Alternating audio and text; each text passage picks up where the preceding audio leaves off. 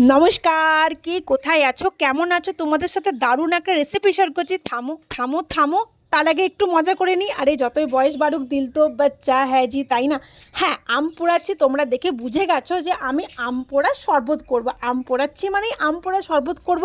আমগুলো সমস্ত আমার একে একে আমি পুড়িয়ে নিচ্ছি, উল্টে পাল্টে নিচ্ছি, হয়ে গেল আমার। এরপর আম পোড়াগুলো নিয়ে বসে পড়লাম আমি আমের খোসাগুলো ছাড়াতে। হ্যাঁ, যতটা আর কি আমের খোসাগুলো ছাড়ানো যায়। এরপর সসপ্যানে একটা জল নিয়ে চারখানা আম নিয়ে ভালো করে ডলে ডলে ডলে ডলে আমের পাল্পগুলো বার করে নেব, আর বানাবো হচ্ছে আমের শরবত।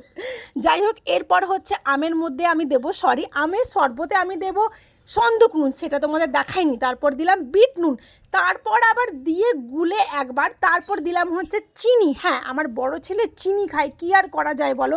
চিনি মিষ্টি মোটেই স্বাস্থ্যের পক্ষে ভালো না, কিন্তু বড় ছেলে আমার চিনি না হলে শরবত খাবে না। যাই হোক, তিনখানা গ্লাসে শরবত আমি আম পোড়া ঢেলে নিলাম।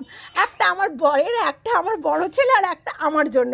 একে একে দেখো তিনখানা গ্লাসে কিন্তু আম পোড়া শরবত ঢালা হয়ে গেল। আর তোমরা জানো যে সবার আগে আমি খাই, তাই আম পোড়া শরবত নিয়ে বসে পড়লাম খেতে। আহা!